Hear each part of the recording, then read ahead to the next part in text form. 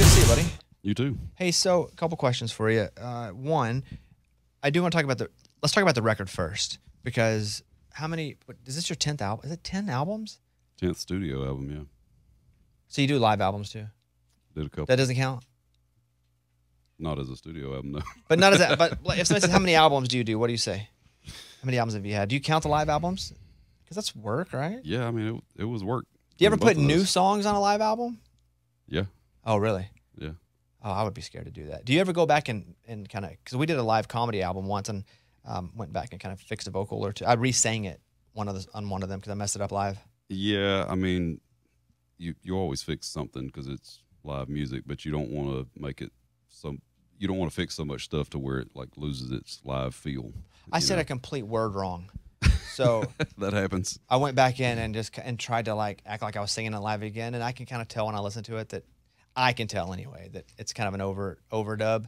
But only 11 people listened, and none of them even cared. So 2 Sundays ago, I actually had to walk off stage because I had like drainage that I couldn't clear in my throat, and like it was literally preventing me from singing. So I was like, "There's no way to deal with this other than to just walk off stage and try to get it out and come back." And but you did come back. You went and yeah, did that. But everybody was so scared. They were like, "What happened? Is he okay?" I'm like, "I'm good." Did you tell your band guys why you were leaving? No. Oh, so everybody just walked off. There was no time to explain. I just had to go deal with it and come back. And then I made the mistake of telling the crowd why I left, and I was like, "Well, there went all my sex appeal." So. So tell me about this record, because I was looking at a bunch of the tracks, and it's called This Country Music Thing, which I think of you as somebody who does traditional, straight-ahead country music. I would have expected nothing different than This Country Music Thing. Why'd you name it that? It's named after a song on the record that I wrote by myself, and never thought it would end up on a record, but my producer, that was his #1 pick for this record, and I'm thinking, this is so outside of what I normally sing about. And he said, "That's what I love about it." He said, "It's kind of like a rap song. It's like, hey, look what I did." Why'd you write this song by yourself? Were you just inspired one night at the house or something? I honestly don't remember writing it.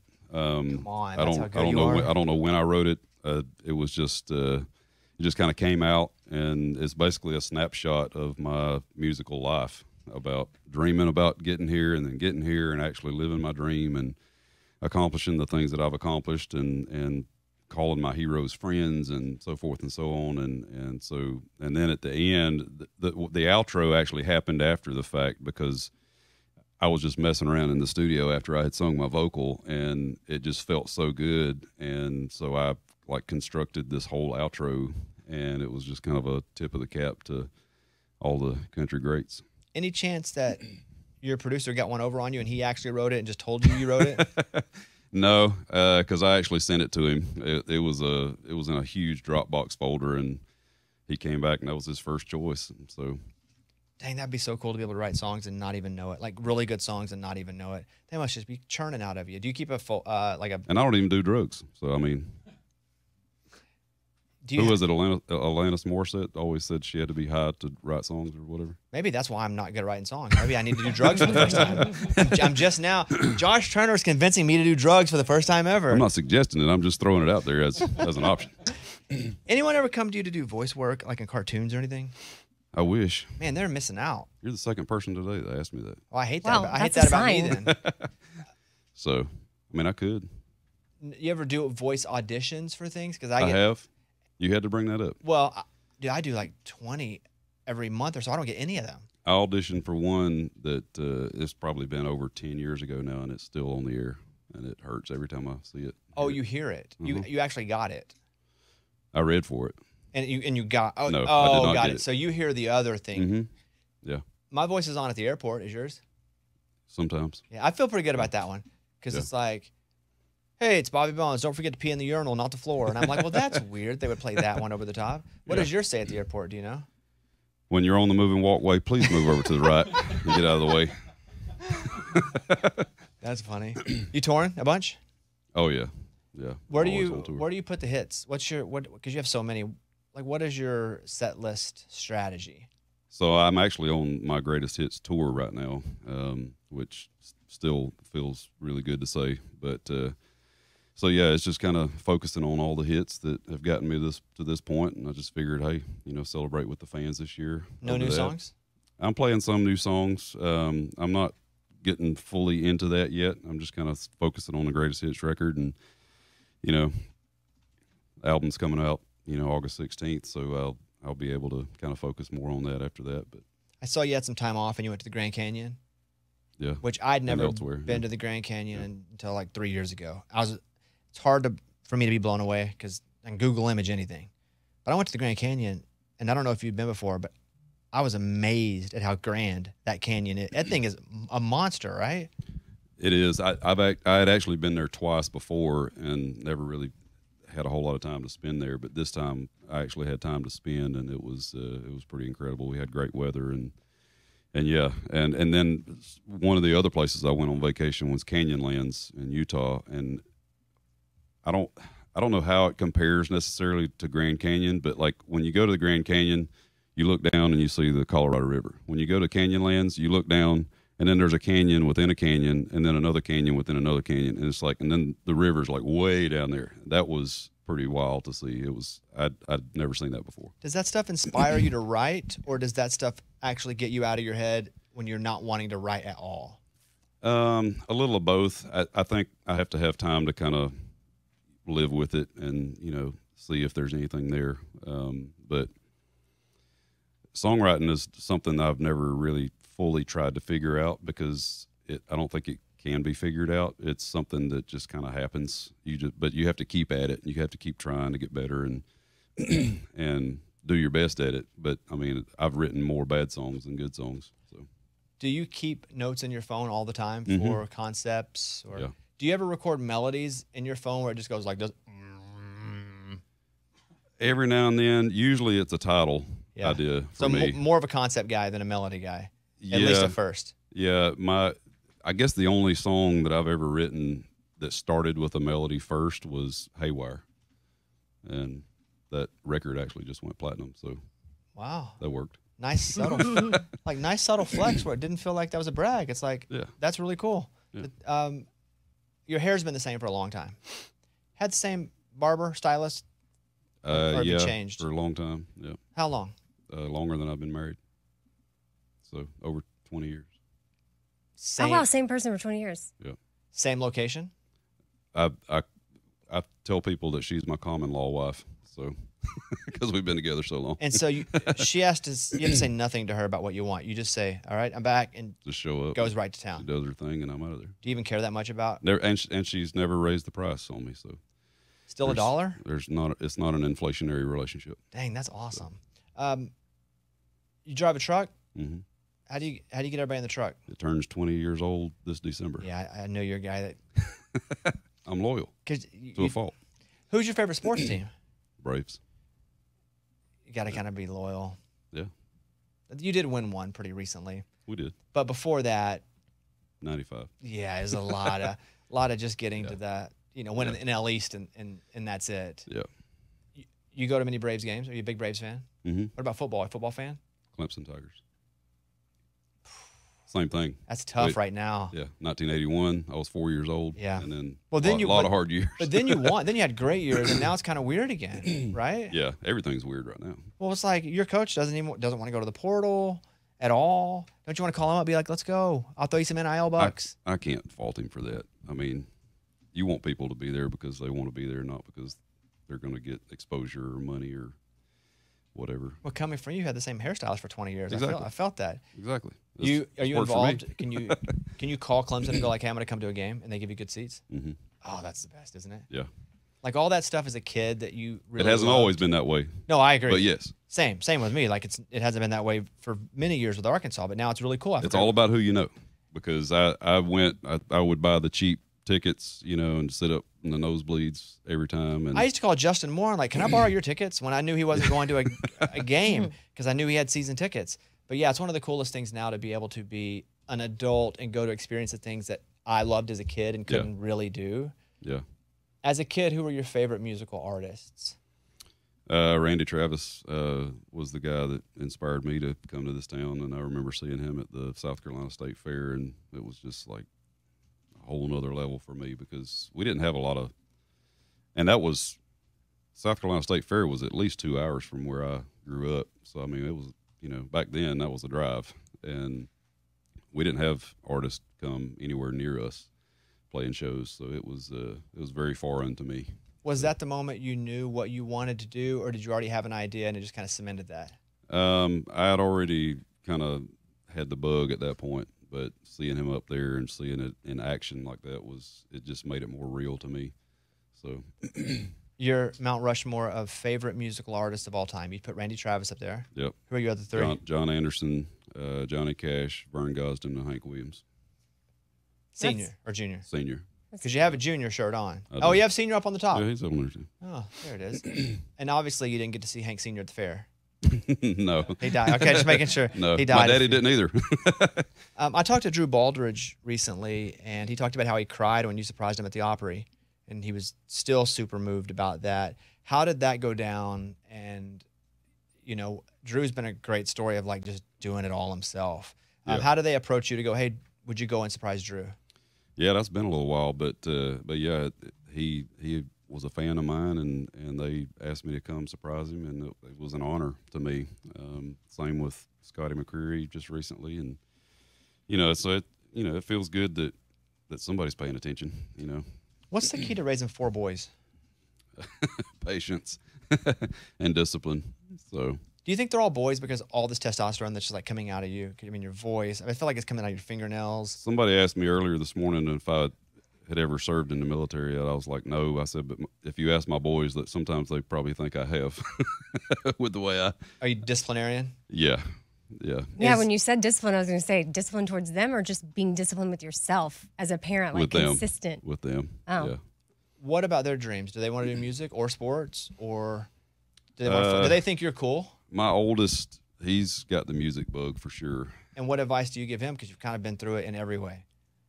That's hard because I could easily, you know, just hold his hand through the whole process, but I just don't want to do that because I just feel like that would do him a disservice. He needs to learn on his own. I'm going to guide him and make sure he doesn't make a lot of the bigger mistakes that I made in my career, but he's got to learn it on his own and figure out exactly where he wants to go, and how, you know, he's got to show that he's willing to work for it. So the new album, This Country Music Thing, it is out today. I want to play a little bit of Down in Georgia. So when this song was written and they come and they're like, Josh, you got to hear it. Like, do you think they wrote this song with you in mind? I think they did. I'm trying to find out what that story is because my brother actually pitched me this song. This is the first song that my brother's pitched to me that I've actually recorded. So that's a little trivia piece of this record. But how many do you think he's pitched you? A lot. Yeah. Yeah. So he was super excited when this ended up on the record. But yeah, I didn't know any of the writers, still don't.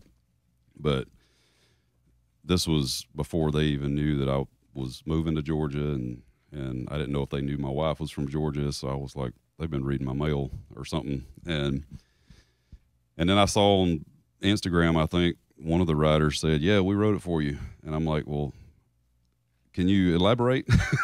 Like, did you know the story and then you wrote it or what? So I'm still curious to find out. Here is Heating Things Up. I feel like that song you're not singing as low. Well, you didn't play the first line. Well, I didn't. It's way do on you start down there. way low? I do, yeah. What, so, you ever sing the national anthem? I have. You know, they say start way low. Do you even start lower? Yeah. I'm retired from the anthem, though. No, but I mean, everyone's like, you know, if you sing the anthem, start lower than you normally sing. How do you start even lower than what you're already at? Because it only goes up. I know what I'm saying. Is a sound that only you can hear? Because there's like... Probably. Yeah, it's just a vibration that everybody in the crowd feels. Yeah. Let me give you one more. Here is Somewhere with Her. When you listen back to your own music, I don't know, do you like it? You do? Or are you, at this point, you've heard it so many times. I have to like it. Yeah, I hear you. I hate everything I do. I think we're different kinds of people, obviously, but I hate everything I ever do. So back in 2009, my second son was born that June, and my daddy came out on the road with me for a couple of weeks, and about 3-4 days in, he was so sick of the bus. He was so sick of like just the whole thing, and he was like, you obviously love what you do, because I don't know how you do it. And I don't think he's been on the road with me since. So, will you listen to songs of yours over and over and over and over again and make small tweaks as you're in the process? You know, it's funny. Some artists and writers, like, they'll nitpick things to death, but I'm not like that. I'll get it to where I feel like it needs to be, and then I'll leave it alone. I wrote with Mac Davis one time, and he told me that he was still tweaking In the Ghetto. So I was like, Mac, I think you should let it go. Do you ever hear older songs, for example, Your Man? Do you ever hear that song and go, man, I wish we'd have done this differently as far as like the production or your voice, even though that song's been a number one and it's a massive song? Or are you just like, it's awesome, I'll leave it alone? Well, I've come to understand that once the fans become familiar with something, they don't want that to change. If you go back in and re-record an original or whatever, like, they pick up on that real quick. And for me, I can hear the youth and the inexperience in my voice, because I was still coming out of a vocal injury back then, and I was still young, and I wasn't 35, because I had been told and taught that, you know, a male's voice doesn't fully mature until they're 35. But I've also learned that once you get past 35 and you do what I do for a living, it continues to develop and grow, you know, and just develop texture. So there's times where I hear Long Black Train or Your Man or any of those early songs, I'm like, man, I wonder what it would sound like if I sang it now. You can hear the kid. But people hear that on the road, so. You can hear the kid, and you can hear the young. Oh yeah, but there's something cool about that, though. It sometimes it feels like a whole nother lifetime. Whenever you hear "Why Don't We Just Dance," what does that remind you of at that time when that song was doing its thing? So before that song had even come to light, really, I was on the road. I don't remember where we were, but I just remember exactly what the venue looked like, and we started playing that song, and people just right off the bat just started getting in the aisles and dancing and cheering and rushing the stage, and it's still like that. It's crazy. It just sends a jolt of electricity through the crowd. And what's interesting about that is I wasn't ready to make a record, and that song had gotten pitched to me. I loved it, put it on hold, and then Jay DeMarcus reaches out and says, hey, you know, from Rascal Flatts. Yeah, we'd love to record that. And he said, but I know you got it on hold. He said, would you be willing to go in and record it to see if you're willing to keep it or want to keep it? I was like, that's pretty reasonable. So wow, went in, and the rest is history. Because Rascal Flatts thought it was also a great song, you went and recorded it to see how it felt, and you loved it. Then you had to call him back and be like, sorry, sucker. 4-week number one, most played song of 2010. You're like, sing that song about Mayberry, sucker. We got this. That's a fun fact. I never knew that. Mm-hmm. What about Would You Go With Me? What does that make you think about? The pitch meeting over at Sony Tree, my producer Frank Rogers and I went in, and once again, you know, I was looking for songs for my second record, so I was still green, and heard the song. It was 4 verses and a big long like instrumental break. There was no chorus, and so I'm sitting there thinking, man, it sounds really cool, but like it just feels like it's missing something. And Frank spoke up and said, like, there's probably 7 or 8 pluggers in this meeting, and he said, tell the writers to go back and write a hit chorus, and we'll take it. And they were like, okay. And so they went and told Sean Camp and John Scott Sherrill, and they came back with the hit chorus. How long until you got it back? Not long. Yeah, I imagine you work pretty quick if somebody says, hey, if you can fix this, we like it. Yep. Because, you know, there are 10,000 songs coming at you 10,000 times a day. Yep. Wow, congratulations on the new record. Josh is all over. JoshTurner.com. He's doing his greatest hits tour, and now all the way until November. I mean, you're at it, huh? Yep. How do you like not being here in Nashville? It's a good change of scenery. Can you be a dad and human more when you're not here? Yeah, I think so. I feel like I can. So yeah, it's good. I'm closer. Actually, my wife and I both are closer to family, and it's closer to our favorite sports teams, and which is a big deal. All that, but and I'm still not too far from Nashville. So well, really good to see you. Congrats on the record, and yeah, looking forward to seeing all the success of it. And congratulations. Do Christmas albums count as a record, an album? Oh, absolutely. Okay, they do. Yeah. Just trying to figure out what the work I put into it. Absolutely. Christmas studio, but not live. Don't count as when I say 10 albums, 11 albums. Yeah. Okay, just making sure. Yes, sir. Yes, sir. I'm just trying to learn this, man. Josh brings in a new language here, man. I don't know what's going on. Then you got compilations. Oh, God. and Don't even start. My head's about to explode. Yeah. Greatest hits. All right, there he is, Josh Turner. Josh, thanks, man. Good to see you. All right, thank Josh you. Turner, everybody. Good job. It's about